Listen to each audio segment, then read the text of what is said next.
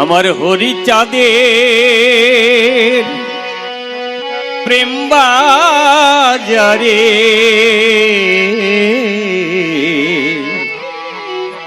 আর আমার যাওয়া হলো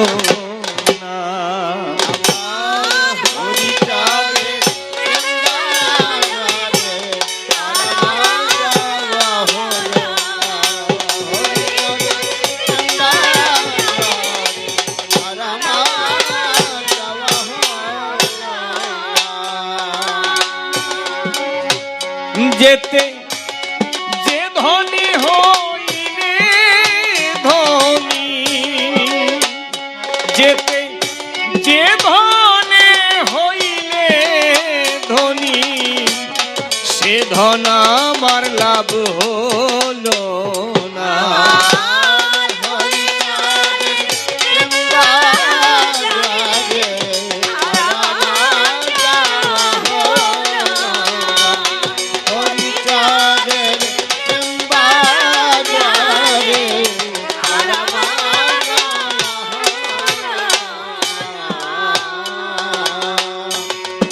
আত্মস্বার্থ পরিহরি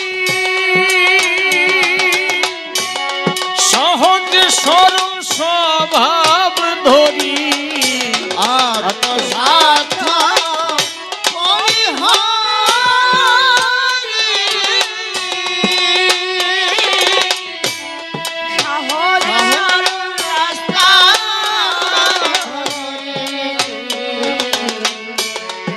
আত্মস্বার্থ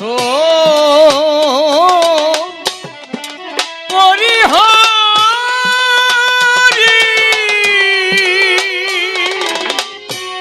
সহজ সরল স্বভাব ধরি, যাব পরহিতে কর্ম করি, পরহিতে কর্ম করি, সে ধন আমার লাভ হলো না।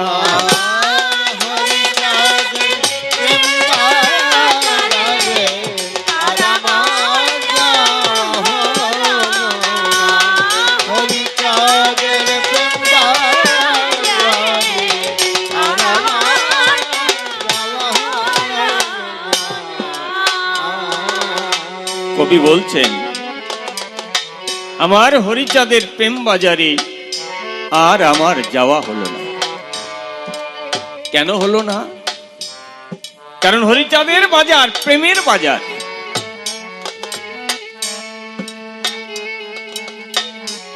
খুলে বলি সবার পুরো ভাগে সেই প্রেম বাজারে যেতে গেলে যে বিশুদ্ধ প্রেম ভক্তি লাগে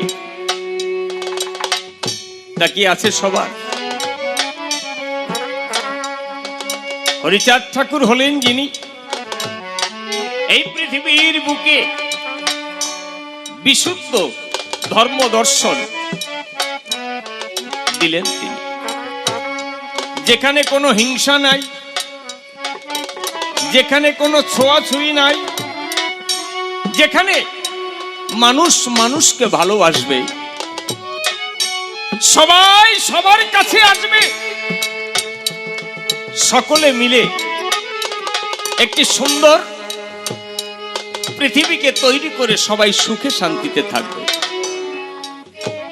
কারোর ক্ষতি কেউ করবে না, কাউকে কেউ ঘৃণা করবে না, সবাই আত্মমর্যাদা নিয়ে মাথা উঁচু করে সসম্মানে বেঁচে থাকবে, এই ধর্ম তিনি প্রবর্তন করলেন।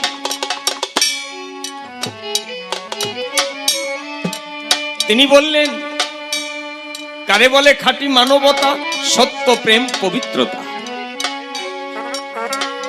যদি কেউ সত্যের উপরে দাঁড়িয়ে থাকে তার ভিতরে পবিত্রতা আসে, আর পবিত্রতার হাত ধরে প্রেমের রাজ্যে প্রবেশ করে। প্রেম মানে আনন্দ। যার জীবনে থাকে না কোনো মন্দ, পবিত্র থাকে তার চিত্ত ছন্দ, অন্তরে থাকে না কোনো দ্বন্দ্ব। কি বলবো সবার ঠাই এই যে মতুয়া দর্শন, যদি একবার কেহ করে আকর্ষণ, আর যদি তার জীবন যৌবন সবকিছু ওর মধ্যে নিবেদন করতে পারে, মনে করুন ধারণা তার ভিতরে কোনো আবিলতা থাকে না, কোনো অন্ধকার থাকে না,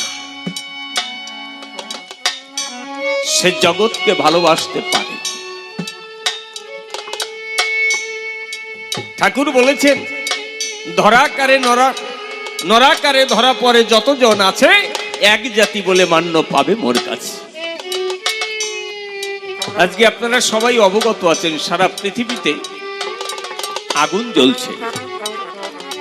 মানুষ যেন মানুষকে মেরে নিজেকে সে বড় মনে করে, মানুষের ক্ষতি করে তৃপ্তি পায়, মানুষের সর্বনাশ করে সে আনন্দিত হয়। এটা মানুষের ধর্ম নয়। কি বলবো, সবার ধারে যত জীব আছে বিশ্ব চরাচরে সর্বশ্রেষ্ঠ নাকি মানুষ সংসারে। আর সেই মানুষ যদি কৌশল করে মানুষের ক্ষতি করে, সেই মানুষ যদি কৌশল করে মানুষের মুখের খাদ্য হরণ করে, সেই মানুষ যদি কৌশল করে হিংসা ছড়ায়, তাহলে তাকে কি মানুষ বলা যায়? আমার হরিচাঁদ ঠাকুর হলেন যিনি, গুরুচাঁদ ঠাকুর হলেন যিনি এই পবিত্রতা রক্ষা করে সমস্ত মানুষকে মানব ধর্মে উদ্বুদ্ধ হয়ে জগৎকে ভালোবাসতে বলেছিলেন তিনি। তাই তো তাকে ভজনা করতে গেলে মন্ত্রতন্ত্র লাগে না, যাগযজ্ঞ লাগে না, কোন ব্যারিকেডের মধ্যে তাকে বেঁধে রাখা যায় না। তিনি সর্বজনীন, বিশ্বজনীন, বিশ্ব ব্রহ্মাণ্ডের কল্যাণের জন্য তিনি কথা বলেছিলেন। আচ্ছা, আমার কাছে বলুন দেখি, এই জগতে যাওয়া অত সহজ নাকি? অত সহজ নয়। এই জন্য কবি বলছেন, আমার হরিচাঁদের প্রেম বাজারে আর আমার যাওয়া হলো না। আমি যদি একজন মানুষকেও হিংসা করি, তাহলে আমি হরিচাঁদের বাজারে যেতে পারি না। আমার ভিতরে যদি বিশুদ্ধ ভাব লাভ না হয়, আমি যদি সঠিক পথের পথিক না হই, আমি যদি সত্যদ্রষ্টা না হতে পারি, আমি যদি সুশিক্ষায় শিক্ষিত না হতে পারি, তাহলে কি আমি মানুষ বলে নিজেকে জাহির করতে পারি? উগ্রতা, ব্যগ্রতা, স্বার্থপরতা, এগুলো মানুষের পরিচয় নয়। তাই সেইখানে দাঁড়িয়ে কবি বলছেন,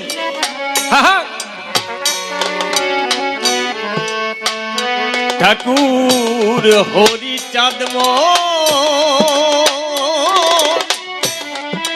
গুণমণি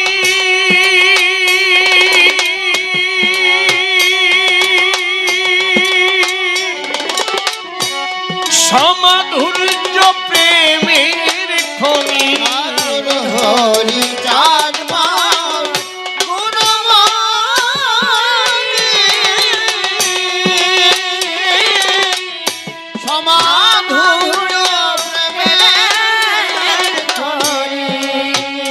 ঠাকুর হরিচাঁদ গুণমণি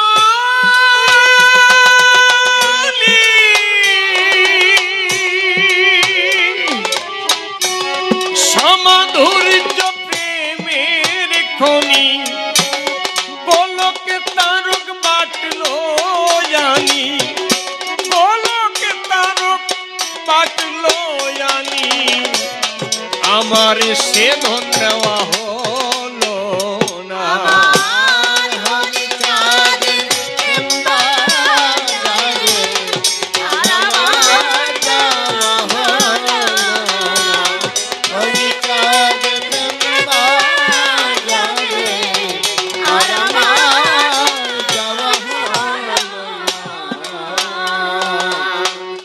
ঠাকুর হরিচাঁদে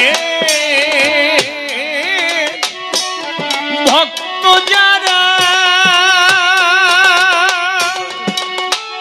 দেখো মহানন্দে ফিরছে তারা,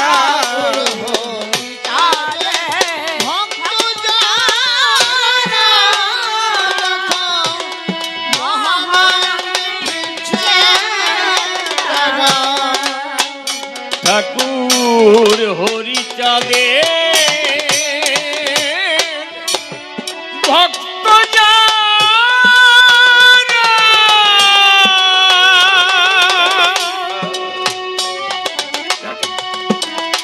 ও দেখো মহানন্দে ফিরছে তারা, জগৎ ধন্য তাদের দ্বারা, জগৎ ধন্য তাদের দ্বারা, আমার অপূর্ত গেল না।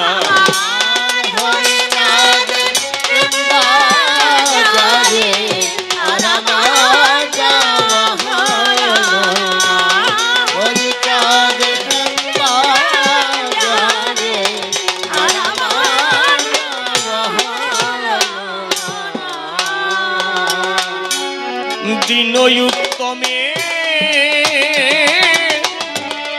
এই নিবেদন,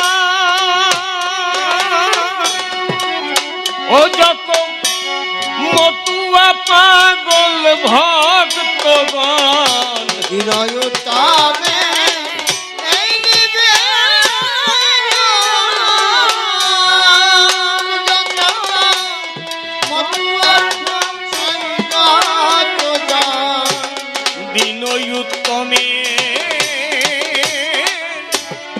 এই নিবেদন,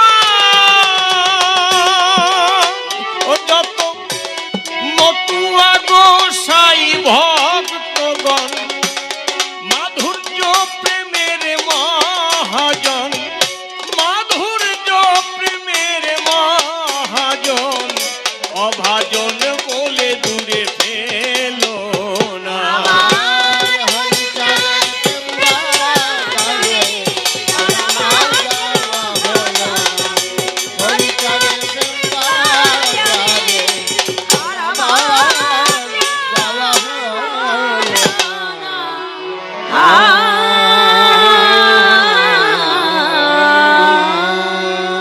গুরু হয়ে কান্ডারি মায়ার নব দিতে পারি, তব সম বান্ধব মম কই, সতত থাকিও প্রাণে তোমার ইঙ্গিত দানেই, ভক্ত ভক্তার চরণ ধুলি শিরে যেন লই, পরে বন্দী মাতা পিতার চরণ যে পদ করিলে স্মরণ, ভবসিন্ধু তরণের একমাত্র উপায়, ওনাম লইলে পরে আপদ হরে বিপদ হরে, জীবগণে ধ্রুব মোক্ষ পদ পায়। সবাই যত সভ্যজন সুভাষিস করিবেন অর্পণকো, প্রবৃত্তি যেন যায় দূরে, এই সাধুগুরুর চরণ ধুলি মস্তকে লবু তুলি, প্রেম বাতাস লাগুক মোর শরীরে। যাকে বন্দনা করে সাই যাব কাব্য ভূমিকায় সভা মধ্যে নিবেদন জানাই, উত্তম সরকার নাম আমার, স্নান করে পরিহার, এইবার আমি কাল্পনিক ভূমিকায় যেতে চাই। তাহার পুরো ভাগে আমার যা মনে জাগে আপনাদের শুধাই, আপনারা আমার কথা নেবেন, আমাকে একটু আশীর্বাদ দেবেন। প্রেম ভক্তি সাধন ভজন কোনো কিছু আমার জীবনে নাই। খুলে বলি সবার কাছে, এই পৃথিবীতে একটা খারাপ মানুষের মধ্যে যে বদ স্বভাবগুলি আছে, ওর সব কয়টা আমার মধ্যেও আছে। আমার কাছে বলুন দেখি, ওদের সঙ্গ করে আসিয়া কবির আসরে আপনাদের সঙ্গ করা সম্ভব নাকি? কবু সম্ভব নয়। তাই আশীর্বাদ ভিক্ষা মাগি আপনাদের রাঙা পাই। কথা নেবেন, আপনারা আশীর্বাদ দিয়ে আপনাদের মনের মতন তৈরি করে দেবেন। আমি করি বর্ণনা, আমার পক্ষে দাঁড়িয়ে সভা কক্ষে আপনাদের মনের খোরাক জোগাড় করা সম্ভব না। কারণ আপনারা যেমন বিজ্ঞ শ্রোতা, আমি নহে তেমন বক্তা। আমি হলাম ভাঙ্গা নৌকার তক্তা, সভাতে জানাই, এই জন্য পুনর্বার সবার চরণ ধরে একটু আশীষ ভিক্ষা চাই। যাক, এ ভাবধারায় বলতে গেলে অনেক সময় যাবে চলে, তাই তো চিন্তা করলাম দিলে মনশিক্ষার নাই প্রয়োজন, এইবার সনাম পরিহরি কাল্পনিক নাম ধরি দাঁড়াবো এখন। কিন্তু আমার কাছে বলুন দেখি, আমার দ্বারায় দাঁড়িয়ে এই সভায় আমার দাদুগুরু সুরেন্দ্রনাথ সরকার মহাশয়ের ভূমিকায় কথা বলা সম্ভব নাকি? আপনাদিগের আছে জানা, তিনি একজন পণ্ডিত ছিলেন। তিনি হরিচাঁদ গুরুচাঁদ ঠাকুরের একান্ত অনুরক্ত শিক্ষিত ভক্ত ছিলেন। আমি বলি সবার ঠাই, আমি কেমন করে এখন তার ভূমিকায় যাই? কিন্তু এখন গাইতে এসছি কবি গান, আর ভূমিকা যখন করেছে দান, না গিয়েও তো উপায় নাই। এখন যদি করি বর্ণনা, আমি সুরেন সরকার হতে পারবো না, তাহলে তো হবে না। নিয়ে এসেছি কবি গানের বায়না, আর আমরা পয়সায় কথা বলা ময়না। পরাবো আপনাদের গলায় কাব্যের গয়না, আর বেশি দেরি সয় না। মনে আছে ভাবো তার ভূমিকায় যাওয়ার আগে তার পুরো ভাগে একটু আত্মনিবেদন জানাবো। হে দাদু, আপনি তো পেয়েছিলেন হরিচাঁদ গুরুচাঁদের মধু, কিন্তু কি বলবো সবার ঠাই, আমার জীবনে তার কেনিকোনাও আমি উপলব্ধি করতে পারি নাই। এখন কি করে আপনার ভূমিকায় যাই? আপনি আমার কথা নেবেন, আপনি থাকেন যে দেশে, আমায় আপনি ভালোবেসে আমার হৃদয়াসনে বসে বসে আপনার কথা আপনি বলে যাবেন। তাকে করে কর্ণধার দাঁড়াইলাম স্বভাব পর, কাব্য সিন্ধু হব পার, মনের একান্ত আকিঞ্চন। আর ভক্তবৃন্দ আছেন যারা একটু আশীর্বাদ করবেন, তারা আপনাদের চরণে আমার এই আত্মনিবেদন। এইবার উত্তম সরকার নাম বাদ দিয়া কবি কাব্যের সূত্র নিয়া সুরেন্দ্রনাথ সরকার নাম ধরিয়া সভাতে দাঁড়াই। আমার বিপক্ষীয় বক্তা যিনি, সেও আর একজন আমার দাদু, মনোরঞ্জন ভট্টাচার্য হলেন তিনি। তিনি এসে কয়েকখানি প্রশ্ন করেছে দান। কি বলবো, সবার ধারে এই যে পঞ্চ ভাই দেখি আমরা, আপনারাও জানেন নারী নরে, হরিচাঁদ, কৃষ্ণদাস, গৌরী দাস, স্বরূপ দাস। তাহলে কি বলবো, সবার কাছে এই পাঁচ ভাইকে অবতার বলা হয়েছে। জয় জয় হরিচাঁদ, জয় কৃষ্ণ দাস, জয় শ্রী বৈষ্ণব দাস, জয় গৌরী দাস, জয় শ্রী স্বরূপ দাস, পঞ্চ সহোদর, পতিত পাবন হেতু হইলা অবতার। কি বলবো তোমার কাছে, হরিচাঁদ ঠাকুরকে তো সবাই চেনে জানে মানে, ওই আর চারবার কি অবদান আছে? অবতার তো অত সহজ জিনিস নয়। তাহলে পাঁচ ভাইকে কেন অবতার বলা হয়? তুমি আমার কথা নিও, একটুখানি বুঝাইয়ে দিও যাতে আমার ভুল ভেঙে যায়। তারপরে ডাক দিয়ে বলে, দাঁড়াইয়ে সভা তলে, লেখা আছে শ্রী শ্রী হরিলীলামৃতের পাতায়, নমজাতি পরধর্ম লবে কি লাগিয়া, নমজাতির ধর্ম গেছে হরিচাঁদ ঠাকুর দিয়া। তাহলে বলি, তব সম্প্রতি এই যে নমজাতি, খালি এক নমজাতির প্রতি, কি বলবো সবার ঠাই, আমি এটা ভালো করে বুঝতে পারি নাই। তুমি আমার কথা নেবে, ভালো করে একটু বুঝাইয়ে দেবে, এর মধ্যে কি তত্ত্ব আছে একটু জানতে চাই। তারপরে ডাক দিয়ে বলে, সবার ধারে গুরুচাঁদ ঠাকুর বাবা হলো কেমন করে?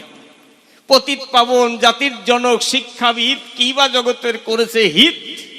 আমার কথা নেবে, একটু ভালো করে বুঝাইয়ে দেবে, আমার একটু বুঝতে কিরকম যেন সমস্যা হয়। কি বলবো সবার কাছে। তারপরে আরো বিভিন্ন রকমের উদাহরণ দিয়ে গেছে, আপনারা বসে বসে শ্রবণ করেছেন সুধী চয়। আমার মনে আছে, ভাবো তার কথাগুলি ধরে তুলি, জবাব দেওয়ার চেষ্টা করব। তবে যাওয়ার সময় যে একটা গল্প দিয়ে চলে গেছে, যে তোমারে করি মানা, এমন কথা বলো না যাতে গায়ে জ্বালা ধরে। কে নাকি গেছে বিয়ে করবার তরে, তারপরে নাকি লঙ্কা জল দিয়ে সুসু করতে দিয়েছে, তারপরে নাকি জলে।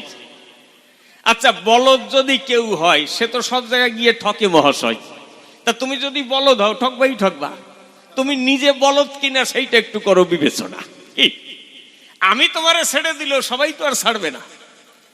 আমার কাছে বলো দেখি, তুমি নিজে বলদ নাকি? ওই বলদের উদাহরণ দিয়ে বললে তার কারণটা কি? এই জন্য কথা বলবে, সে কথা মেশে কিনা, নিজে তলায় পড়ো কিনা, সেটা একটু হিসেব করে দেখবে, তাহলে গন্ডগোল হবে না মহাশয়। দেখুন, চালাকের সাথে পারা দায়। এক বাড়ি দুই ভাই। এখন ছোট ভাই দাদাকে ডাক দিয়ে বলছে, চল আমরা একটু যুক্তির লড়াই খেলি। লড়াই বলে, যুক্তির লড়াই খেলবি? চল। বলছে, না এমনি এমনি হবে না, পয়সা দিয়ে খেলবো। ভাই, পয়সা দিয়ে খেলে এটা জুয়া হয়। তাই ভাই ভাই ঘরে বসে খেলবো, তা জুয়া কি রে? চল। বলছে, তাহলে ঠিক আছে, তাহলে বাজি কি হবে? বলছে, আমার প্রশ্নের জবাব যদি তুই না পারিস, দাদাকে বলতে, তা তুই 10 টাকা দিবি। বলছে, ঠিক আছে দেব। আচ্ছা, আর আমার প্রশ্নের জবাব যদি তুই না দিতে পারিস? বলছে, আমি তো ছোট ভাই, আমি তোরে 5 টাকা দেবো। তা কেমন করে হবে? ওর বাবা বসে বসে শুনতেছে, ঠিকই তো, ও ছোট না, ও তোরে 5 টাকা দেবে। বলছে, ঠিক আছে। এবার ছোট ভাইকে বলছে, তুই বল, প্রশ্ন জিজ্ঞেস কর, কি যুক্তি? এমন কি পাখি আছে যার হাত নাই, পা নাই, পাখা নাই, আকাশে উঠতে পারে, আবার মাটি দিয়ে দৌড়াতে পারে, আবার খায় না, ঘুমায় না, চোখে আবার দেখা যায় না, আবার আগুনে পড়ে না, বাতাসে নড়ে না, জলে ভেজে না? বল কি? ওর বড় ভাই খোঁজ করে দেখে, তাই এরকম পাখি পৃথিবীতে নাই। ভাই পারলাম না। দে 10 টাকা দে। 10 টাকা দিয়েছে। বলছে শোন, তোকেই আমি একটা প্রশ্ন করি, তুই জবাব দে। কয় বল। কয় ওই তোর প্রশ্নই তোকে ঘুরাইয়ে বললাম, তুই জবাব দে। কয় আমি জানি না। কয় দে আমাকে 5 টাকা দে। কয় হেরে গেলেও লাভ আমার, তোর কাছ থেকে 10 টাকা নিছি, আমি তোরে 5 টাকা ফেরত দিয়েছি, এই দেখ 5 টাকা আমার। কি বলবো, সবার ধারে মানুষ এরকম বুদ্ধির জোরে অনেক কিছু করতে পারে। এইটা বুদ্ধির বিষয় নয়। কি বলবো তোমার কাছে, ধর্ম দর্শন মানুষের ঐতিহ্য আদর্শ তার জীবনের সাথে জড়িত আছে। মনে করুন ধারণা, ধর্ম ছাড়া মানুষ জগতে বেঁচে থাকতে পারে না। সবকিছুর ধর্ম আছে সুনিশ্চয়। যেমন জলের ধর্ম ভিজানো, আকাশের এই বাতাসের ধর্ম শুষ্ক করা, আগুনের ধর্ম পোড়ানো।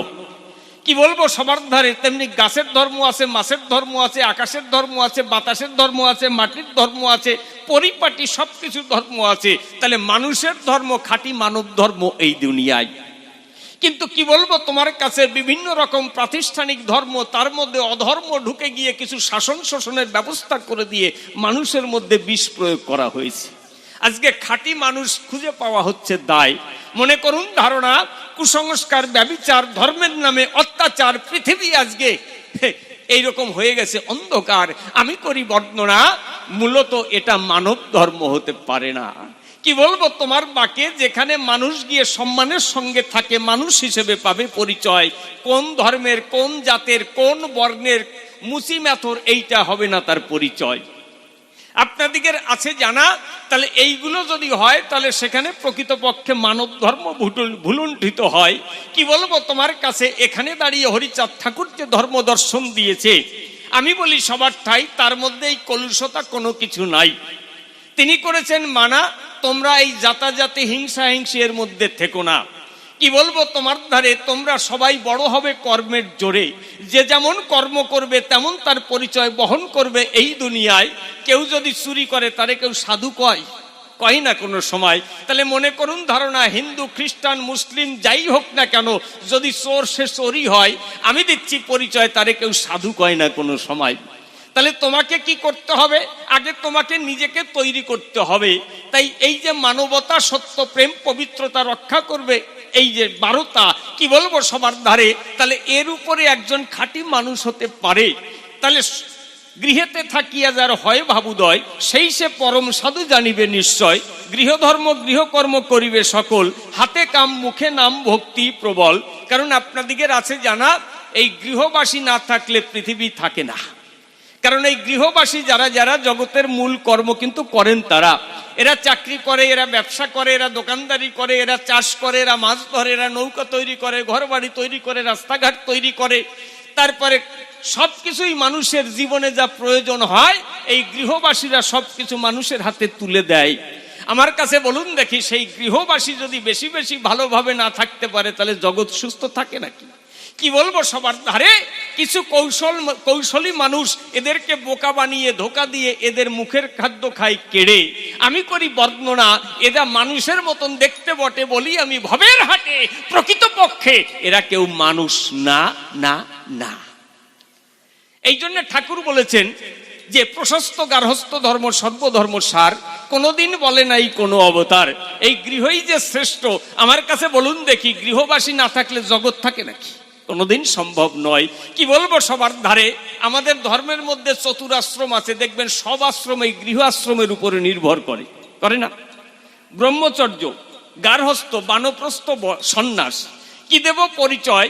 এই যে ব্রহ্মচর্য অর্থাৎ শিক্ষা, এটা তো আজকে যেরকম প্রাইমারি স্কুল আছে, আগে তো এটা ছিল না। আগে গুরুগৃহে যেতে হতো।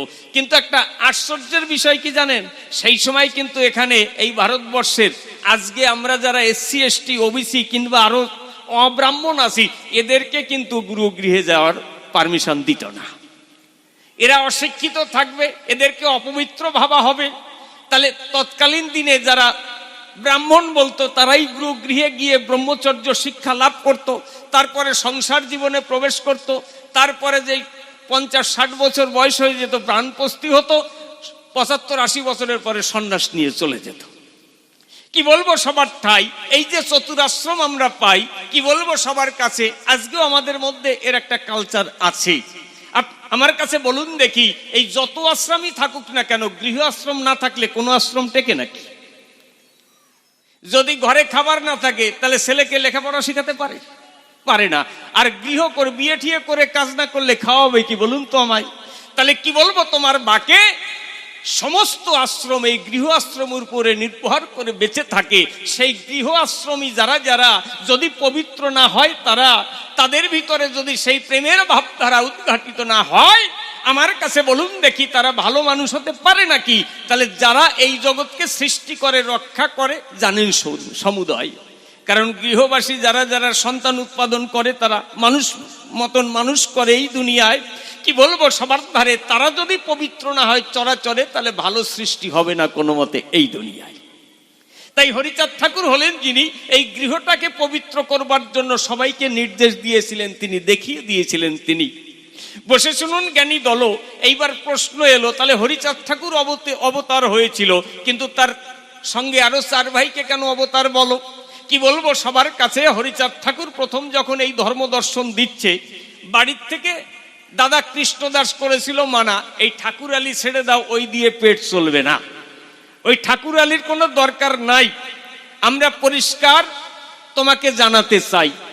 হরিচাঁদ ঠাকুর হলেন যিনি কৃষ্ণদাসকে কিছু না বলে তার কর্তব্য করেছিলেন। তিনি আস্তে আস্তে যখন কৃষ্ণদাস দেখতে পেল আমার ভাই কাজগুলো সব করে ভালো, যেখান থেকে মানুষ মানুষ হয়, মনে করুন ধারণা তার ভিতরে কোনো কুসংস্কার আবিলতা দেখা যায় না, মানুষের সুখে দুঃখে গিয়ে পাশে দাঁড়ায়, যখন এই ভাব দর্শন করে ডাক দিয়ে বলে, তারে ভাই তুমি বেড়াও ঠাকুর আলী করে মনে আছে, ভাবো আমরা তোমাকে অর্থ করে যোগান দেব। তাহলে এই যে একজন ভালো কাজ করলে পরে যদি তাকে কেউ সহযোগিতা করে, সেও তো সেই পর্যায়ে যায়। এই জন্য হরিচাঁদ ঠাকুর হলেন যিনি যে কর্ম করেছিলেন, তিনি তার ভাইরা তাকে সহযোগিতা করেছিল। মনে করুন ধারণা তার সংসারে কি খাবে, কি করে সংসার চলবে, সেটা তার ভাবা লাগতো না। তাহলে কি বলবো, সবার ধারে যদি এই সহযোগিতা তারা সংসারে করে, যেমন একজন দেশের সেবায় যায় আর 10 জন মিলে যদি তাকে আগিয়ে দেয়, তাহলে তারা সমান পূজনীয় এই দুনিয়ায়। কি বলবো তোমার কাছে, তাই হরিচাঁদ ঠাকুর যে কাজ করেছে, সবাই মিলে তাকে সহযোগিতা করেছে, এই জগতে একটা পবিত্র দর্শন এনে দিয়েছে। কি বলবো তোমার ঠাই, এই জন্য তারাও ওই অবতারের খাতায় পড়েছে, তাদের ভিতরেও সেই গুণ আছে আমরা দেখতে পাই। কারণ 6টা গুণে গুণান্বিত হলে পরে অবতার বলে তারে, যশ, বীর্য, ঐশ্বর্য, শ্রী, জ্ঞান, বৈরাগ্য। আমি করি বর্ণনা, এই অবতার মানে ওই এক জায়গা থেকে ঝরে পড়া লাগবে ব্যাপারটা না। কি বলবো তোমার ধারে যে কোনো মানুষ অবতার হতে পারে, যদি এই 6টা গুণকে কেউ নিজের জীবনে বাস্তবায়িত করতে পারে। আমি বলি সবার ঠাই, তাহলে এই জগতে গুণ হচ্ছে শ্রেষ্ঠ, এমনি মানুষের কোনো দাম নাই নাই নাই। এটা রামায়ণ পড়লে দেখা যায়।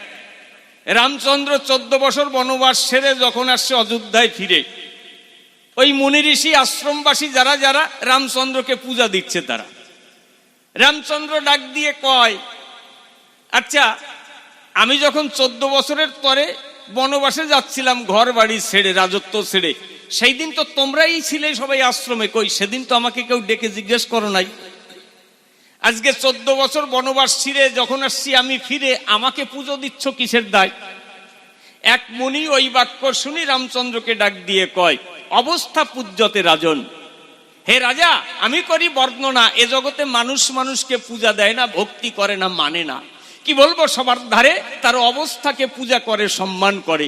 সেদিন তুমি ছিলে বনবাসী ভিখারি, তোমাকে পুজো করে আমরা কি করি?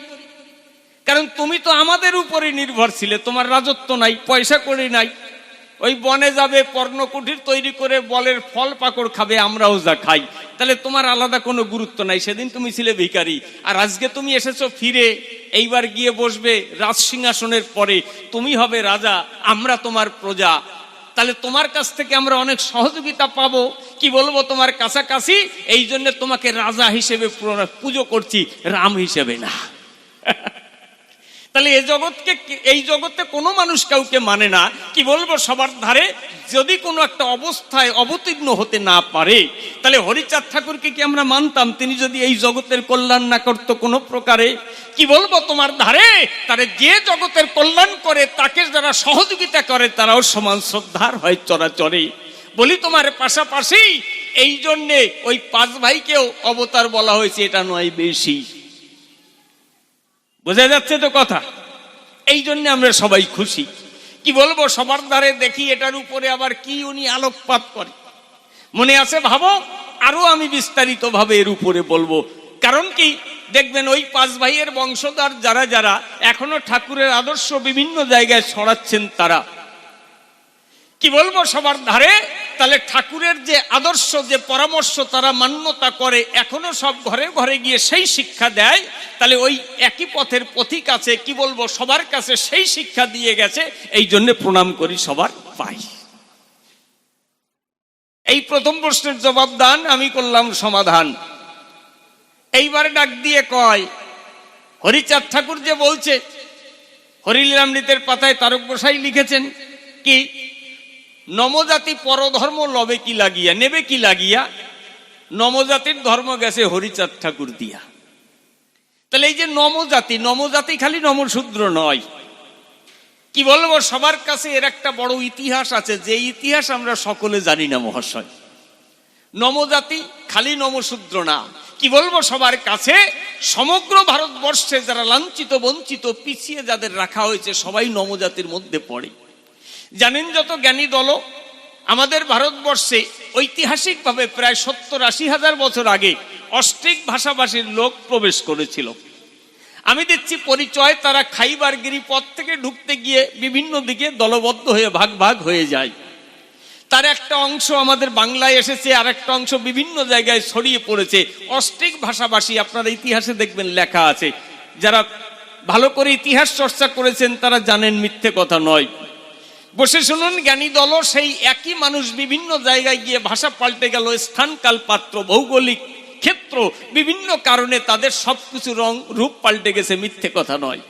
কি বলবো, সবার কাছে সেখান থেকে এই নমজাতির উৎপত্তি হয়েছে।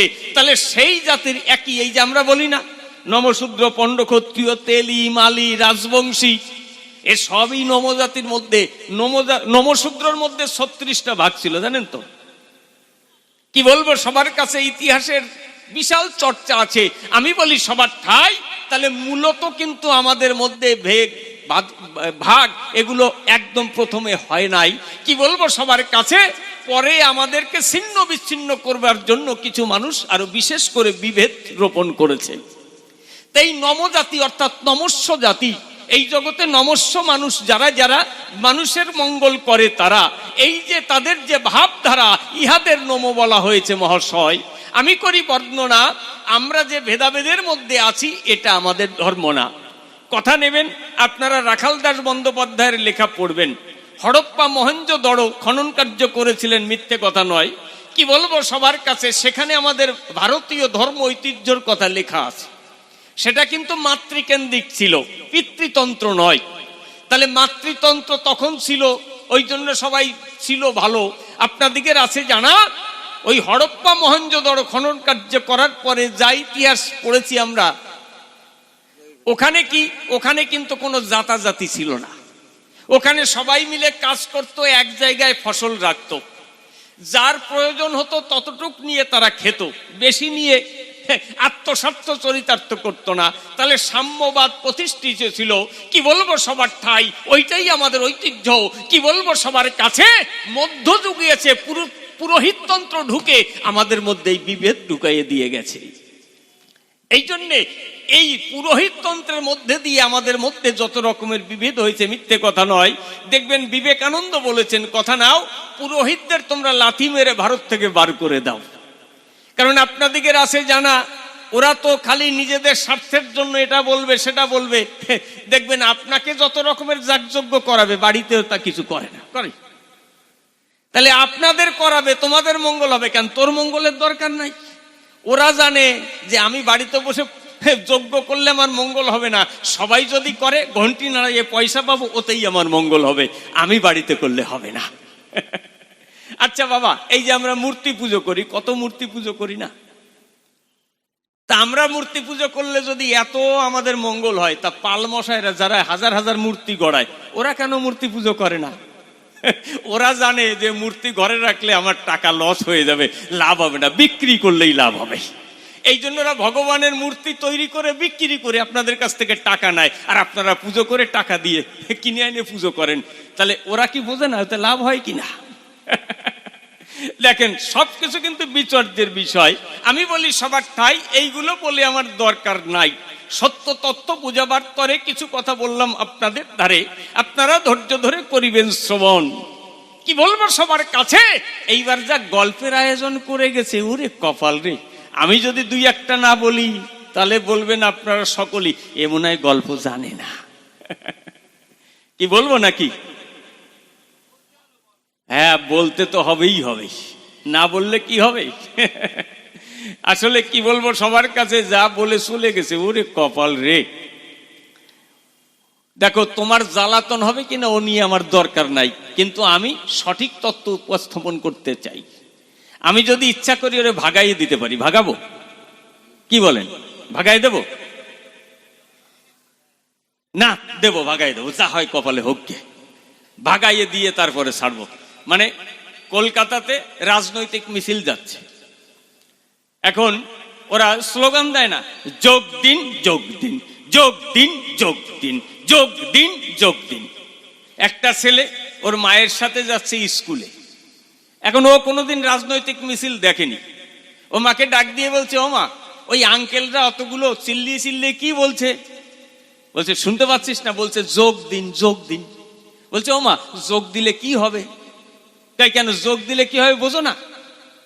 লোক যত যোগ দেবে মিছিল বড় হবে, ওদের শক্তি হবে, ওদের সবকিছু সাকসেস হবে। বলছে, ও মা, তাহলে এই যে যোগের চাইতে গুণ বড় না? তোরা কেন বলছে না গুণ দিন গুণ দিন? আমার 4 আর 4 কত হয়? 8 হয়। আর 4 গুণ 4 কত হয়? 16 হয়। তাহলে তো যোগের চাইতে গুণ বড়। তোরা বলে না কেন গুণ দিন গুণ দিন? কই, তুই যা ওদের কাছে বলি আই গিয়ে। তো চলে গেছে, থোতা মুখ ভোতা করে ফিরে এসছে। ওর মা বলছে, এ বাবা, তুই হাসতে হাসতে গেলি, কালো মুখ করে কেন ফিরে এলি? কয়, ও মা, ও যোগও না গুণও না, আমারে কয় ভাগ ভাগ ভাগ। তা আমি যদি ইচ্ছা করি ওরে ভাগাইয়ে দিতে পারি, সেরকম ভাগানোর দরকার নাই। মনে আছে? ভাবো, ওরে আমি আস্তে আস্তে করে কিছু কথা বলবো। তাহলে হরিচাঁদ ঠাকুর ডাক দিয়ে কয়, তাহলে যে ধর্ম দর্শন যেখানে আছে বিভেদের কারণ, আমি করি বর্ণনা। জন্মসূত্রে কোনো মানুষ পবিত্র অপবিত্র হতে পারে না, ছোট বড় হতে পারে না, পারে? এই যে আমাদের মধ্যে হিন্দু সনাতনের মধ্যে এই যে বিভেদ ঢুকানো হয়েছে, একজন জন্মমাত্র উঁচু, একজন জন্মমাত্র নিচু, আমি বলি সবার ঠাই পৃথিবীর অন্য কোনো দেশে এটা নাই। এখানেও ছিল না, কিছু কৌশলী মানুষ এইগুলোকে প্রবেশ করিয়ে দিয়েছে রে ভাই। যদি তাই হয়, কথা নেবেন? আমি বলছি, মুচি, মেথর, শূদ্র, চণ্ডাল, ব্রাহ্মণ, ক্ষত্রিয়, তারপরে কায়স্থ, বদ্যি, সবার এই 10-12টা ছেলে জন্মের পরে এক জায়গায় রাখবেন। কেউ জানবে না, বাবা মাকে দেখাবে না, ডাক্তাররা এক জায়গায় রাখবে। আচ্ছা, কেউ বেছে বার করে নিতে পারবে কোনটা শূদ্র, কোনটা ব্রাহ্মণ, কোনটা ক্ষত্রিয়? পারবে? ওদের ওই একভাবে যদি মানুষ করা হয়, ওরা বড় হয়ে কেউ বুঝতে পারবে আমি ব্রাহ্মণ, আমি ক্ষত্রিয়? বুঝবে? বুঝবে না তো। এটা সহজ জিনিস দেখুন, কিন্তু কি বলবো সবার ধারে ওনরা ওই ঘরে জন্ম নেবে, শুধু একটা গলায় দিয়ে কবে উঁচু আরো নিচু। ওই যে উঁচু কয়, সেই কায়দা মতন পিঠের মধ্যে দিতে হয়, তাহলে উঁচু নিচু হয়ে যায়। কি বলবো সবার ধারে, আসলে মানুষ উঁচু নিচু হয় কর্মের জোরে। যদি আমি খারাপ কাজ করি, আমাকে তো কেউ ভালো বলবে না, আর যদি কেউ ভালো কাজ করে তাহলে সে সর্বশ্রেষ্ঠ চরাচরে। বসে শুনুন জ্ঞানী দল, এই ভারতবর্ষে অনেক সাধারণ মানুষ অনেক বড় বড় কাজ করেছিল, কি বলবো সবার ঠাই, কিন্তু তারা অব্রাহ্মণ হওয়ার কারণে তাদের কিন্তু নাম সেইভাবে হয় নাই। কি বলবো সবার কাছে, নিশ্চয়ই আপনাদের বাবা সাহেবের নাম জানা আছে, যে সংবিধান লিখেছে, কিন্তু সে বিদেশে পড়াশোনা করেছিল, 33টা বড় বড় ইউনিভার্সিটিতে ডিগ্রি পেয়েছিল, 33টা বিষয়। এশিয়া মহাদেশের মধ্যে প্রথম ইকোনমিক্সের ডক্টরেট, পলিটিক্যাল সায়েন্সের ডক্টরেট, কি বলবো সবার কাছে এইরকম অন্তত 12-13টা শুধু পিএইচডি করেছে। অত বড় শিক্ষিত লোক এই ভারতবর্ষে এসে সম্মানটুকু পায় নাই।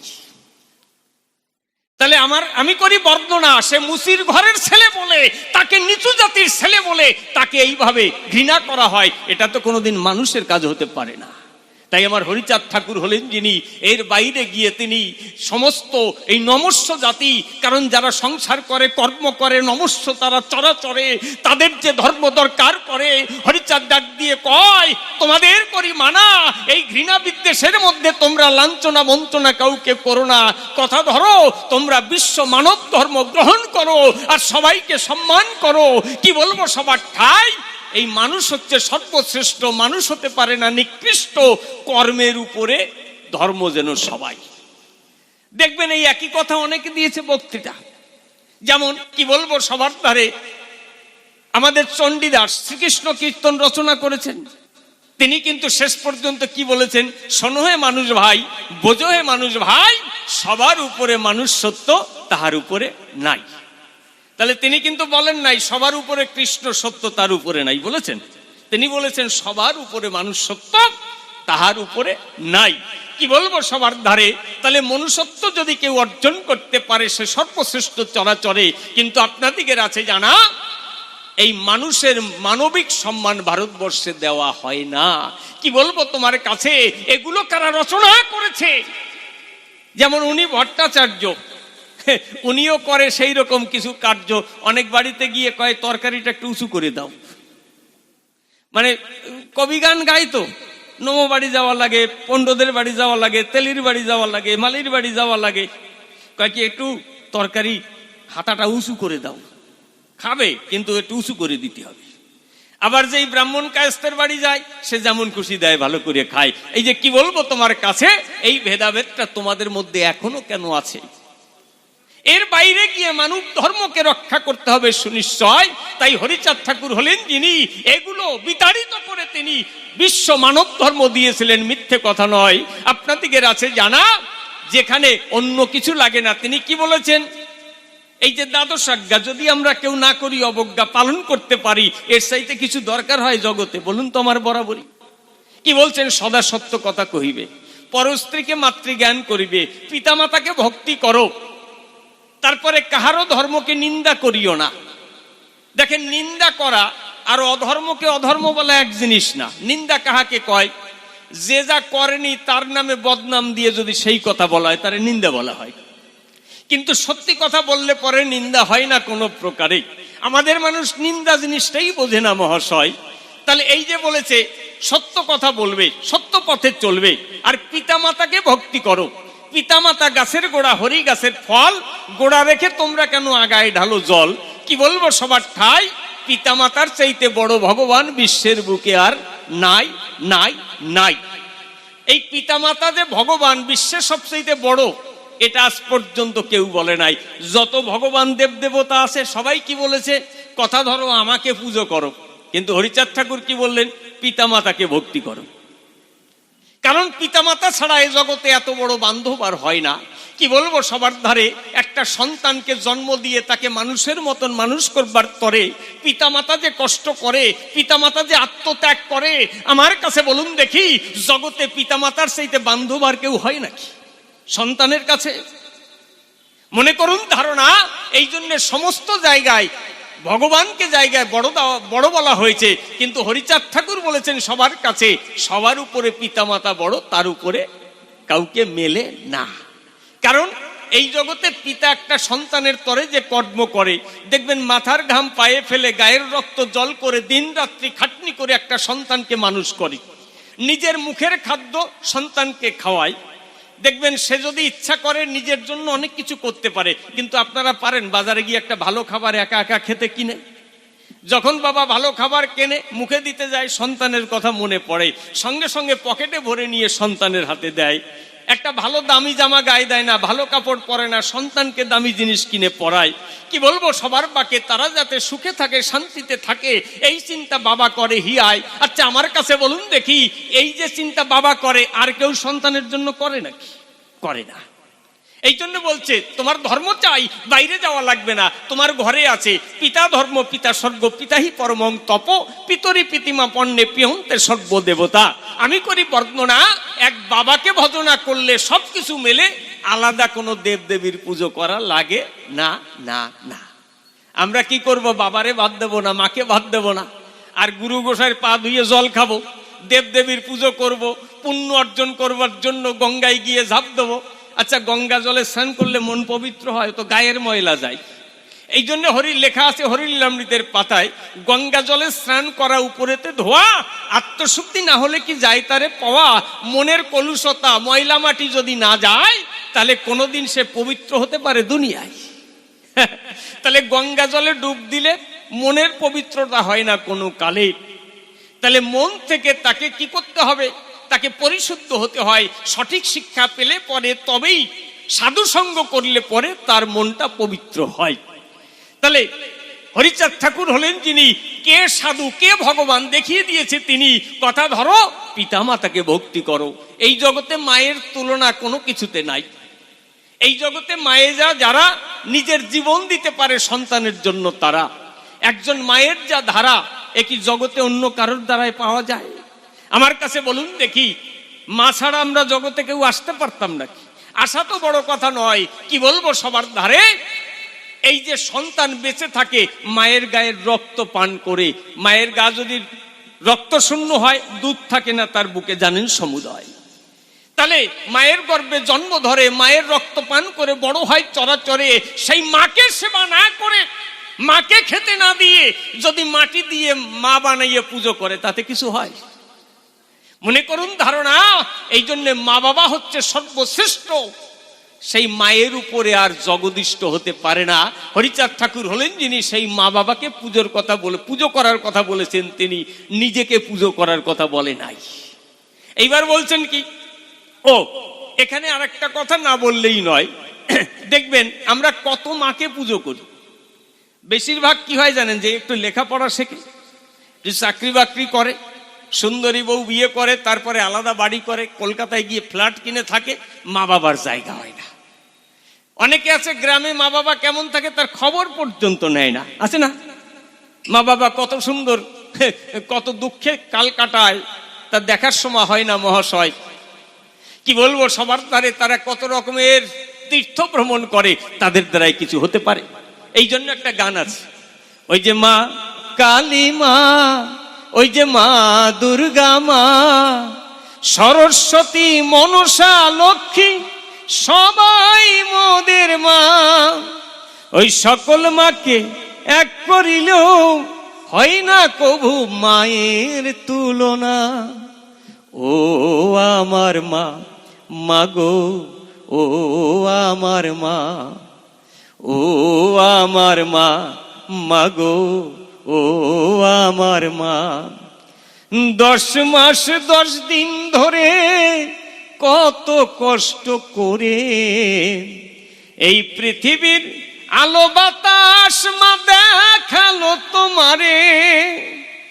10 মাস 10 দিন ধরে কত কষ্ট করে এই পৃথিবীর আলো বাতাস মা দেখালো তোমারে। হয়ে প্রসব ব্যথায় দিশে হারা কত মাঝে যায় মারা। হয়ে প্রসব ব্যথায় দিশে হারা কত মাঝে যায় মারা। তবু জীবন দিয়ে করে সন্তানের মঙ্গল কামনা। ওই সকল মাকে এক করিলেও হয় না কভু মায়ের তুলনা। ও আমার মা, মাগো ও আমার মা। ঘরে চাল না থাকিলেও ভিক্ষে করে মায়ে নিজে না খেয়ে জননী সন্তানে খাওয়ায়, ঘরে চাল না থাকিলেও ধার করিয়া মায়ে। নিজে না খেয়ে জননী সন্তানে খাওয়ায়, সন্তান মলমূত্রে বিছানা ভিজায়, মাগিয়ে তার মাঝে ঘুমায়। সন্তান মলমূত্রে বিছানা ভিজায়, মাগিয়ে তার মাঝে ঘুমায়। সহে সন্তানের সুখের লাগি মা কতই যাতনা, ওই সকল মাকে এক করিলেও হয় না কভু মায়ের তুলনা। ও আমার মা, মাগো ও আমার মা। ধর্মের টানে সংসার ছেড়ে যদি কোনো মায়ে পরকালের পুণ্যের আশায় তীর্থস্থানে যায়, ধর্মের টানে সংসার ছেড়ে যদি কোনো মায়ে পরকালের পুণ্যের আশায় তীর্থস্থানে যায়, মায়ের মনে পড়লে সন্তানের কান্না হাসি ফেলে আসে গয়া কাশি। মনে পড়লে সন্তানের কান্না হাসি ফেলে আসে গয়া কাশি। ও তাই নকুল কয় জীবন থাকতেও সেই মাকে ভুলো না। ওই সকল মাকে এক করিল হয় না কভু মায়ের তুলনা। ও আমার মা, মাগো ও আমার মা। তাহলে কি বলবো, তোমার ঠাই এই জগতে মায়ের উপরে কেউ নাই। কি বলবো, সবার কাছে আমার ছোট্ট একটা ঘটনা মনে পড়েছে। এটা বেশি দিনের আগের ঘটনা নয়, 10-12 বছর আগের ঘটনা, বিদেশের ঘটনা। কি বলবো, সবার কাছাকাছি একটা পত্রিকাতে আমি পড়েছি, আমার নাম ঠিক মনে নাই। বসে শুনুন জ্ঞানী দল। বিদেশে এক দম্পতি ছিল, 16 বছর বিয়ে হয়েছিল, বাচ্চা কাচ্চা হয় নাই।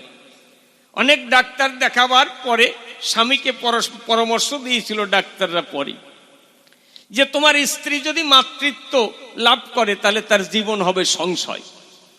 তাহলে স্ত্রীকে চাও না সন্তান চাও? ওই ভদ্রলোক করেছে বর্ণনা, আমি আমার স্ত্রীকে চাই, আমার সন্তান লাগবে না। কারণ স্ত্রী এত ভালোবাসে, এত মধুর সম্পর্ক সবার ভাগ্যে এরকম জোটে না।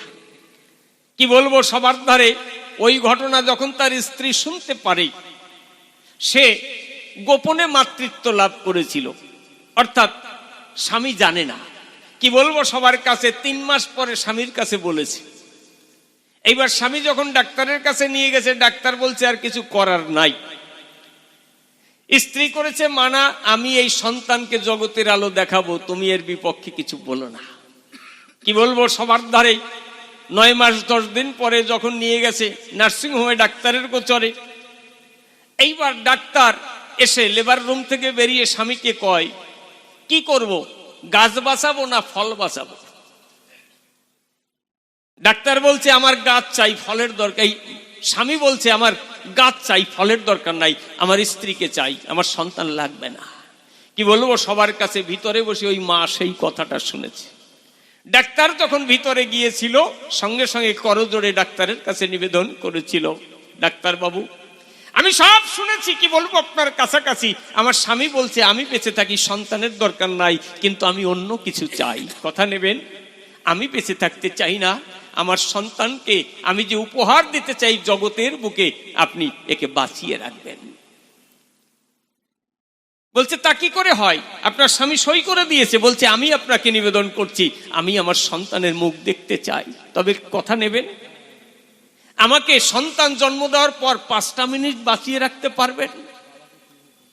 ওই 5 মিনিট ধরে ওই সন্তানকে নিয়ে বুকের পরে আমি একটু সন্তানকে চুম্বন করে যেতে চাই, ওর একটু মুখ দেখতে চাই, আমার বড় শখ, আমি মা হতে চাই। বসে শুনুন জ্ঞানী দল। ডাক্তার ওই ভদ্র মহিলার কথা শুনে সন্তানকে জীবিত রেখেছিল, মাত্র 3 মিনিট জীবিত ছিল। সন্তানকে যখন বুকে দিয়েছিল, ওই সন্তানকে বুকে ধরে চুম্বন করে জগৎকে দেখিয়ে দিয়ে গেল মা কেমন হয়। নিজের জীবনের বিনিময় একটা সন্তানকে জগতে উপহার দিয়ে যায়। কি বলবো সবার ধারে, এ শুধুমাত্র মা পারে, আর কারোর পক্ষে সম্ভব নয়। আমার কাছে বলুন দেখি, এই মা বাবার তুলনা জগতের বুকে আছে নাকি? তাই হরিচাঁদ ঠাকুর হলেন যিনি এই মা বাবাকে শ্রেষ্ঠ বলেছেন, তিনি করেছেন ঘোষণা, মা বাবার উপরে জ্যান্ত ভগবান, এর উপরে আর কোনো ভগবান জগতের বুকে মেলে না। কথা ধরো, তোমরা সবাই মা বাবাকে ভজনা করো। ভজনা মানে সেবা, যে যত দেবা সে তত পাবা। বলুন তো আমার ধারে, একটা সংসারে সকালে উঠে যদি তার সন্তান বাবা মাকে প্রণাম করে তারপরে কাজে যায়, তাহলে তার সন্তানটাও দাঁড়িয়ে দেখে যে আমার বাবা তার বাবাকে প্রণাম দিচ্ছে, তার ভিতরে ওই ভাব আসবে, সেও কিন্তু প্রণাম করবে। আর যখন বাবার সাথে দেখবে বাবা ঠাকুরদার সাথে ভালো করে কথা বলে না, ওইটা শিখবে, সেও বড় হয়ে ভালো করে কথা বলবে না। তাহলে কি বলবো সবার কাছে, এই যে সাংসারিক সামাজিক মানব চরিত্র গঠন করবার পদ্ধতি আমার হরিচাঁদ ঠাকুর দিয়েছে। কি বলবো সবার ঠাই, এই ধর্মের মধ্যে কোনো কলুষতা নাই, এর মধ্যে কোনো হিংসা নাই, এর মধ্যে কোনো কুসংস্কার নাই, এর মধ্যে কোনো ব্যভিচার নাই, এর মধ্যে কোনো হানাহানি নাই। কি বলবো সবার ধারে, যদি প্রত্যেকটা ঘরে ঘরে সবাই তার বাবা মাকে শ্রদ্ধা করতে পারে, পূজা করতে পারে, জগৎকে ভালোবাসতে পারে, আমার কাছে বলো দেখি এর চাইতে বড় ধর্ম আছে নাকি? ইহাকেই মতুয়া বলা হয়। কি বলবো সবার ধারে, যারা হরিচাঁদ ঠাকুরের আদর্শ গ্রহণ করতে পারে, ধারণ করতে পারে, মতুয়া বলে তারে। কারণ তিনি কোনোদিন কাউকে অশ্রদ্ধা করে নাই। কি বলবো সবার ধারে, এই জন্য কি বলছে, সত্যবাদী জিতেন্দ্রিয় হইবেক যেই, না থাকুক তার ক্রিয়াকর্ম হরিতুল্য সেই। মনে করুন ধারণা যে ইন্দ্রিয়কে বশ করতে পারে, জয় করতে পারে, সেই শ্রেষ্ঠ মানুষ চরাচরে, যে ইন্দ্রিয়ের বশীভূত হয়ে খারাপ কর্ম করবে না। এই যে আমাদের ইন্দ্রিয়ের খোরাক যোগান দেবার তরে মানুষ কত কাজ করে, করে না? কাম, ক্রোধ, লোভ, মোহ, মদ, মাৎসর্য, এই যে 6টা রিপু, আবার হস্তপদ, গুহ্যলিঙ্গ, বাক, চক্ষু, কর্ণ, নাসিকা, জিহ্বা, ত্বক, এই যে 10টা ইন্দ্রিয়। কি বলবো সবার ধারে, এই ইন্দ্রিয় খোরাক যোগাবার তরে মানুষ কত রকমের অপকম্ম করে। যদি ইন্দ্রিয়কে জয় করতে পারে, ষড়রিপুকে যদি বশে আনতে পারে, মনে করুন ধারণা, তাহলে মানুষ ভালো হয়ে যাবে, তারা কোনোদিন খারাপ কাজ করতে পারবে না। না আবার কি, এই সাধারণ মানুষ যারা শ্রমজীবী কৃষিজীবী মানুষ, তাদের দ্বারা শত শত বৎসর ধরে কোনো সাধন ভজন বন জঙ্গলে গিয়ে করার সময় নাই। কি বলবো সবার ধারে, তাহলে এই সংসারের থেকে যাতে তারা সহজে সেই শক্তি অর্জন করতে পারে, তার একটা সহজ সরল ভাবে। কি হয়েছে এখানে, জোরে কথা বলবেন না ও ভাই, ও দাদা, ও দাদা, ওখানে বসে জোরে কথা বললে আমার কানে আসে না, ওখানে বসে জোরে কথা বললে আমি বুঝতে পারি না, আস্তে আস্তে বলেন, ঠিক আছে? তাহলে ছিলাম কোন জায়গায়? কি বলবো সবার ধারে, তাহলে সহজে যাতে তাদের আধ্যাত্মিক জগতে উন্নতি লাভ করতে পারে, আবার যাতে তারা সুস্থ সবল হয়, তার জন্য কি দিলেন দেখুন। আমি করি বর্ণনা, যা তাদের বনে জঙ্গলে গিয়ে ঘন্টার পর ঘন্টা সাধন ভজন করা লাগবে না। এই যে সকালবেলায় উঠে সবাই বাহ্যক্রিয়া সেরে এক জায়গায় বসে লঙ্কা কাশি বাজিয়ে যদি কীর্তন করে, তাহলে ওই কীর্তন করলে কি হয় দেখবেন, লাফিয়ে লাফিয়ে কীর্তন করে, তাতে শরীর ভালো থাকে, শরীর সুস্থ থাকে। শরীরের ভিতরে একটা বিষ আছে, টক্সিন যাকে বলা হয়, তাহলে ঘামের মধ্যে দিয়ে টক্সিন বেরিয়ে যায়, তাহলে শরীর বিশুদ্ধ হয়, অঙ্গ প্রত্যঙ্গ সচল থাকে, রক্ত চলাচল ভালো হয়, খিদে হয়, ঘুম হয়, যে কাজে যাবে শক্তিশালী হয়। মনে করুন ধারণা, তাদের কোনো রোগে ধরতে পারে না। এইবার যদি রোগ বাধাইয়ে নিয়ে কীর্তন করে, তাহলে সারবে না, তাহলে আর মারা যাবে। তাহলে সকাল থেকে যদি, প্রথম থেকে যদি ওই কাজ করা যায়, কি বলবো সবার ধারে দেখবেন, এখন গেলে ডাক্তারের ধারে, ডাক্তার কি বলে, সকালবেলায় উঠে 2 ঘন্টা হাঁটবা, 4 কিলোমিটার হাঁটতে বলে না? তাহলে হরিচাঁদ ঠাকুর হলেন যিনি আজ থেকে 200 বছর আগে আমাদের বলে গিয়েছিলেন, তিনি কথা নেবে ব্রাহ্ম মুহূর্তে, অর্থাৎ ভোর 4টের সময় উঠবে, উঠে হাত পা ধুয়ে পায়খানা প্রস্রাব সেরে এসে সবাই মিলে লাফিয়ে লাফিয়ে কীর্তন করবে। তাহলে লাফিয়ে লাফিয়ে কীর্তন করলে কি হয়, শরীরের ব্যায়াম হয়, তাহলে বিষ বেরিয়ে যায়, শরীর সুস্থ থাকে। আর কি হয়, ওই যে ডঙ্কা কাশির তালে তালে সবাই মিলে যে হরি বলে, তাহলে বাইরের কোনো শব্দ তাদের কানে আসে না মহাশয়। কুকুর ডাকুক, মারামারি হোক, বোম পড়ুক, কোনো শব্দ আসবে না। তাহলে আপনার কি হবে? আর যখন ওই হরি বলবেন, মনটা মনোসংযোগ হবে মহাশয়। তাহলে মনোসংযোগ যখন হবে, জ্ঞান কোষ খুলে যাবে, তার জ্ঞানের বৃদ্ধি বেড়ে যাবে। আমি করি বর্ণনা, এক হরি নামের তালে তালে লাফিয়ে লাফিয়ে হরি বলে 3-4টে কাজ হয়, যা বনে জঙ্গলে গিয়ে বসে বসে যোগাসন করলেও অত তাড়াতাড়ি হবে না। কি বলবো তোমার ধারে। তাই যারা মতুয়ারা হরিনাম করে, তারা লেখাপড়া জানে না, তারা অনেক কিছু জ্ঞান জিজ্ঞাসা করলে বোঝে না, বলতে পারে না, কিন্তু ওই যে কাজ হয়, ওই কাজের মধ্যে দিয়ে তাদের জ্ঞানের পরিধি বেড়ে যায়। তারা ঘরে বসে অনেক দূর পর্যন্ত দেখতে পায়, অর্থাৎ ভূত ভবিষ্যৎ কি হবে একটুখানি দেখুন ভেবে। আমাদের মধ্যে অনেক গোসাই পাগল আছে, লেখাপড়া জানতেন না, তারা গান লিখেছেন, গ্রন্থ লিখেছেন, সেখানে বসে ভবিষ্যতে কি হবে বলে গেছেন। কোথার থেকে পেয়েছিল? ওই যে শক্তি, ওই শক্তি তারা অর্জন করেছিল, তাদের অজ্ঞানতা চলে গিয়েছিল। কি বলবো তোমার ধারে, তারা ঘরে বসে অনেক দূরে কি হতে পারে তা দেখতে পারে। পরিষ্কার কথা। কি বলবো তোমার ঠাই। আর এই সমস্ত আগে করত, মন্ত্র নেওয়া লাগবে, জপ করা লাগবে, তবে জাতাজাতির ব্যাপার। মন্ত্র আবার নমশূদ্রের জন্য এক মন্ত্র, পণ্ডদের জন্য আর এক মন্ত্র, বাহনের জন্য আর এক মন্ত্র, ক্ষত্রিয়দের জন্য আর এক মন্ত্র। ওরে বাবা, এত মন্ত্রতন্ত্র কোনো দরকার নাই। কি বলবো, সবার ধারে এক হরিনাম করলে পরে সব হতে পারে চরাচরে, আর কিছু দরকার নাই। এই জন্য বলেছে যে গৃহেতে থাকিয়ে যার হয় ভাবুদয়, সেই সে পরম সাধু জানিবে নিশ্চয়। তাহলে এই যে ঘরে বসে তুমি হরিনাম করবে, আর এখানে বসে তুমি কর্মের মধ্যে দিয়ে সকলের সেবা করবে। আমি করি বর্ণনা, যারা মুক্তির আশায় সংসার ছেড়ে যায়, তারা জগতের কল্যাণ করতে পারে না। যারা শুধু নিজের মুক্তি চায়, ওই বনে জঙ্গলে সংসার ছেড়ে গেল, বনে জঙ্গলে বসে থাকলো, ভগবানের সাথে দেখা হলো, তাতে জগতের কি কল্যাণ হয়? আর কি বলবো সবার ধারে, যে নিজের মুক্তির চিন্তা না করে সকলের সেবা করে, সেই শ্রেষ্ঠ চরাচরে। এই জন্য একজন সেবকের দাম দুনিয়ায়। কি বলবো তোমার ধারে, তাই মতুয়ারা সবার এই বিশ্বের সেবা করে, গৃহ থেকে গৃহটাকে পবিত্র বানায়। পরিষ্কার। বসে শুনুন জ্ঞানী হলো, এই ধর্ম হরিচাঁদ ঠাকুর দিয়েছিল। এই জন্য বলছে, নমজাতি পরধর্ম নেবে কি লাগিয়া, নমজাতির ধর্ম গেছে হরিচাঁদ ঠাকুর দিয়া। অর্থাৎ নম মানে নমস্য, যারা এই জগতের গায়, কি বলবো সবার কাছে, তাদের জন্য পবিত্র ধর্ম দর্শন দিয়ে গেছে, যার মধ্যে দিয়ে জগৎ সবাই কল্যাণ করতে পারে, কোনো অসুবিধা হবে না কোনো সময়। এরপরে ডাক দিয়ে বলে, আমার ধারে বলো একটু ব্যাখ্যা করে, গুরুচাঁদ ঠাকুর এমন কি কাজ করে যা আমরা এতদিন পর্যন্ত পাই নাই? মনে আছে? ভাবো সেই কথা। আমি জবাব দেব, তার আগে একটা গান গাই। গানের মধ্যে দিয়ে অনেক কথা বলতে চাই, তবে আর একটা গল্প শোনাই। কি শোনাবো তো নাকি? মাঝে মধ্যে গল্প দিলে পরে ভালো লাগে অন্তরে।